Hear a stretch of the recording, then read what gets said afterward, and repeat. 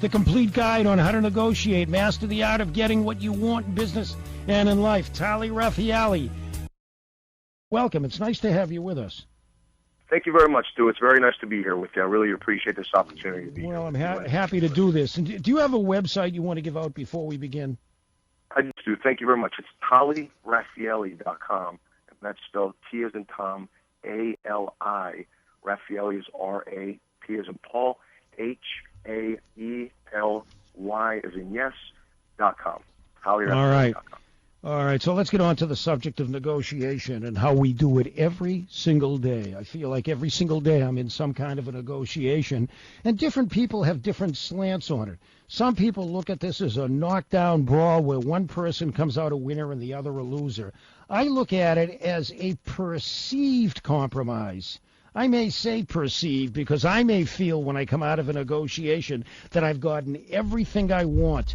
But I think it's important to note that I don't want to necessarily define the person you're negotiating with as an adversary, but for purposes here of being profound, let's say the person is an adversary. I want that person to come out of this negotiation feeling he or she won it as well. What's your philosophy on that?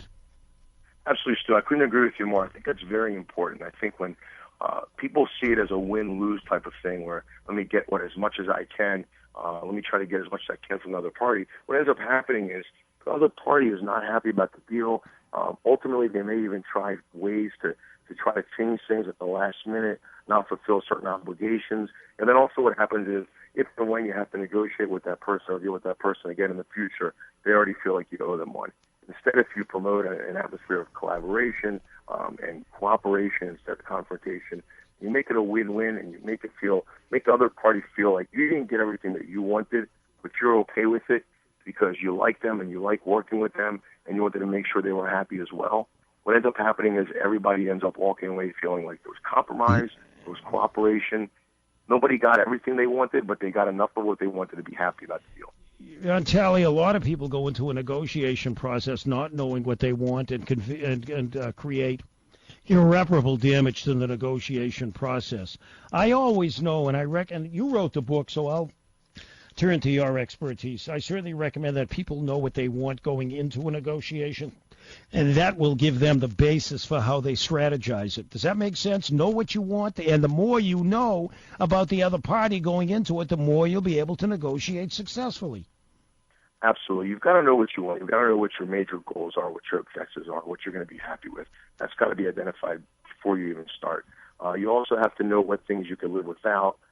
You can identify things that you'll ask for that you don't necessarily really want, but you'll know to make a bigger deal out of those things just to show that you're not necessarily getting everything you want. It's the psychology of it, so you're showing compromise there as well. And obviously it's very important to try to really understand what the other party wants because that's the only way it's really going to work. And if you assume things about what they want, you may end up not doing as well in your negotiation. If you understand what they want, and the only way to do that is by asking the right questions, by listening carefully, by asking a lot of why questions. Why is it you want this, and why and why?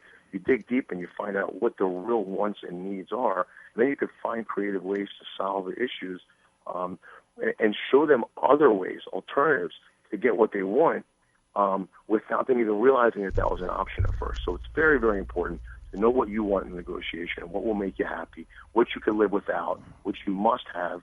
You also have to be very aware of precedents that you're setting because you may be dealing with these people again in the future or maybe dealing with other people who may find out about this negotiation and how it went.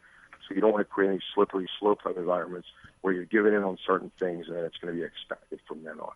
So there's a lot to think about and keep in mind, of course. Human behavior, ego. I think of the NHL strike, the NBA strike. We've seen strikes in every sport.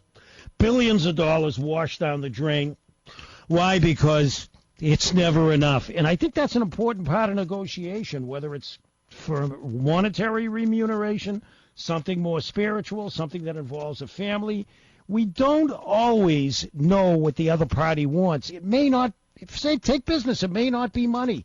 It may be power. It may be something else. Talk about that. Very, very important, Stu. Very true. A lot of times it could be recognition. It could be an ego thing. It could be the exact opposite of what we think. We think that we know what they want because they've been addressing or saying one particular thing, But as we dig deeper, we find out that's not really it. It's very, very important to find out what they really want. You have to, the only way to do that is to really listen well, and really try to put yourself in their shoes, see things from their perspective, and get to know them and what they're after. And when you're able to do that, then you're able to really solve the problems, think outside the box, come up with the win-win. And it has to be that way. If you're more focused on yourself, you're never gonna do well in negotiations. You may short-term here and there, but that's not how it's going to work out for you. So come in and make an offer that might be insulting in good real estate times, good economic times, but not so much so in tough economic times. So I may stand for. If you really want to make the deal, because you're giving in, not because you're desperate, not because you think the position is weak, you're giving in because, and this is the impression that you certainly give, you're giving in because the two parties have come so far now. We've come so close to getting this done. We've put in the time. We've gotten to know each other as people now. Let's just get this done for the sake of just making sure we complete this. I don't want to give up now. And what happens then with that type of atmosphere, Stu, is even if you say you bluff and you're asking for more than you want, and another side is turned off by it and doesn't want to agree with your terms, you can always come back later. And this is how what I call undoing your bluff. If your bluff fails, you can always come back later and say, I've been thinking about it. I'm really sad about the fact that we stopped our talks. I think we were really getting along very well, and I think it would be unfortunate for each of us to have to start over with someone else when we fostered this really nice atmosphere of cooperation and we've got to know each other. So, and then what happens is you say, let's open the talks again. Let's just see if we can work something out. You're certainly not saying, hey, I'm going to give you everything you want, but you're able to open up the talks again, even after a failed bluff. And you're able to do so because you've continued to promote that atmosphere of that connection and that instead of a confrontation you're using cooperation.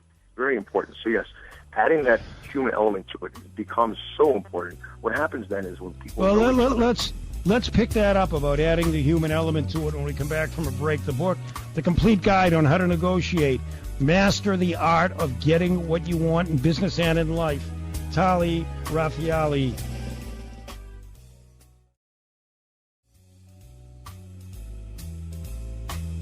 The book, Tali Raphaely's The Complete Guide on How to Negotiate, Master the Art of Getting What You Want in Business and in Life. Tali, we kind of ran up against it in the last segment, so I'd like you to, if you could, complete what you were talking about. What's so important is adding the human element. It is so important in every part of the negotiation process to build a relationship. It is, because what happens with that, Stu, then the other side, and also yourself, you start taking things less personally. If you're not getting exactly what you want, you're not getting the answers you want, you take it less personally because you've gotten to know each other as people. You don't have this sense of confrontation. And so when you're getting to know each other, you're able to see that the other person is really just doing the best they can. You see the human element. It's so, so important. It's something you always want to create, and I always stress that to my audiences. When you have that type of atmosphere, the other side is going to give you the benefit of the doubt. They're going to see right off the bat that, as this relationship develops while you're in talks, that you're acting in good faith. You're not coming from a position of trying to take advantage of anyone. That's very, very important. That's what sometimes happens and goes wrong in a negotiation. Someone takes it personally that the other party may be trying to take advantage of them. Once that happens and they feel like their intelligence is being insulted or someone's trying to get over on them, that's when people get cynical. That's when they shut down. So when you have that human element and you're getting to know each other, it goes a long way for that benefit of the doubt and that ability to really work things out even when it gets tough. Tali, I'd like to bring up a couple of situations, and again, it's really dependent on how badly you want something. I've gone into negotiations and really haven't even much negotiated it because I knew I'd negotiate myself out of a deal unless I either accepted or came close to the offer. There are other times, as I mentioned earlier, I could take it or leave it, which means I'll drive a much harder bargain. When do you bluff and when do you not bluff?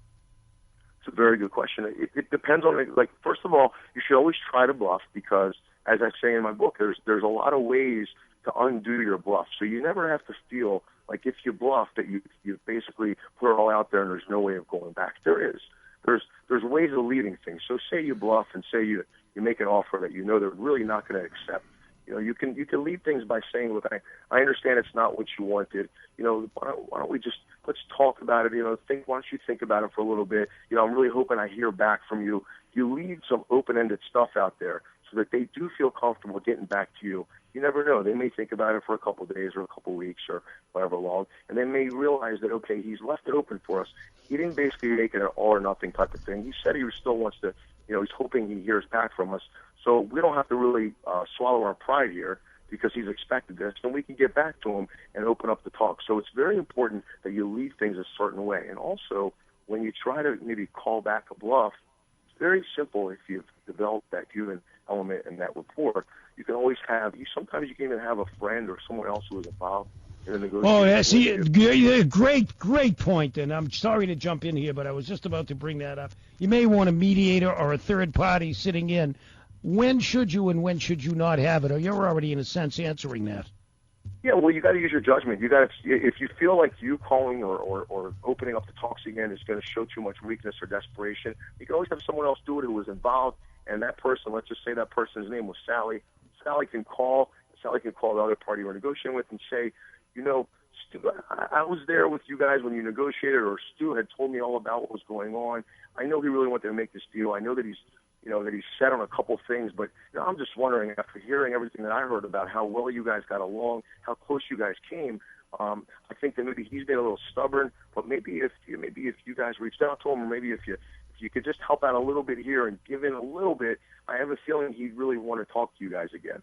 And that way, you're not even saying the person, Sally, who's calling on your behalf, is not even saying that you had her do it. She just was close to the negotiation. She saw a lot of it. She knows a lot of it, and she wants to jump in as a good friend. And again, then if you left things a certain way, you're never calling back out of desperation or weakness. You're just opening up the talks again. Not everything can be negotiated or solved, and it's so important, and I've said this to everyone, and I've made sure, never get angry, never show anger. You can always say, hey, look, we're at kind of a stalemate. Why don't you think about it? I'll think about what I can do for you. Why don't we sit down in 2 weeks or 3 weeks or a month? If you leave it with cordiality and leaving the door open, it's fine. And if you want something and you want to keep a relationship, you better make sure you do it that way. Very true. It's so important because otherwise you're making it very difficult for the other party to pick up that phone or send out that email after the fact, because you've turned it into a confrontation. You've turned it into them feeling like they've given in if they reach out to you. If, however, you leave it on very good terms and you say things along the lines of, hey, I really wish we could have, gone a little farther here. Let's hope that maybe in a couple of days, one of us thinks this through a little bit, and we can still work things out. When you've done that, they don't feel like they're swallowing their pride when they call you back or reach out to you. And they don't feel like you're doing so if you call them, because when you call and you make that, when you reintroduce yourself, you basically say, as I mentioned before we split ways there, I was thinking more about what we could do to kind of still come together and make this happen. You've already told them that, you may be able to expect my call. It just changes everything. It's all in just how you word things, and it's all about that cooperation and that sense of just working together. So important. Tali, let's equate this to a poker game. What kind of facial gestures, body movements, quivering of the lip, movement of the eyes? You're a poker player now. Give us some ideas to how to react to those overt or subtle symptoms, if I can use it at that, or gestures. Well, I'll tell you what. First of all, I want to say one thing that's very important is make sure that you always show some slight disappointment in any offer that you receive. You never can show the other party that this is exactly what you were looking for, or show so much excitement where the first thing they're going to do is, damn, I think we're giving them too much. I think we should have done less. Great point. What happens yeah. Very, very important. So the first gestures you need to worry about are really your own body language, your own verbal cues, nonverbal cues. That's so important. If the other party sees that you're too happy, they're immediately going to say to themselves, how can we back up a little bit and take a little bit of this back? How can we work this out later? How can we take a little bit off the top later on? How can we not fulfill every obligation under the terms of this agreement? Because we have a feeling now, after seeing how happy he was, that he probably would have taken less. So you never, ever want the other party walking away thinking that they could have gotten more from you. A dangerous enterprise and necessary skills. When do you impose pressures and timelines? when you a lot of times you do it when you're not when you don't have the most leverage, because if you don't have a lot of leverage, you're trying to find ways to get leverage, and one way is to show that there's a deadline. Maybe you can show that other parties are interested as well. You have to make a decision by a certain date. Those are times when you feel like you have to impose deadlines. You also have to be really. I'm sorry, Stu, about that. Oh no, I was going to say we're just about at it. They're going to have to buy the book to get all this. The complete guide on how to negotiate, master the art of getting what you want in business and in life. Tali Raphaely. It's been a pleasure and very informative. This is Stu Taylor. Thanks for listening.